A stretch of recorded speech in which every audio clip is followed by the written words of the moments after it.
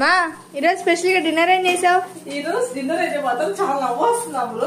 నాకెందుకు అర్థం కావట్లేదు, చెప్తా ఇట్లా. ఫస్ట్ డే మార్నింగ్ డిన్నర్ ఏంటంటే ఇవాళ మార్నింగ్ చేసిన అన్నము రసము ఉన్నాయండి. వాటితో ఇవాళ కొంచెం టేస్టీ చేశాను రా. ఇదిగోండి మార్నింగ్ చేసిన అన్నము రసంతో రసం అన్నం అనమాట. ఇదిగోండి కొంచెం నెయ్యి పోసి మళ్ళీ ఇప్పుడు తాలింపు పెట్టాను.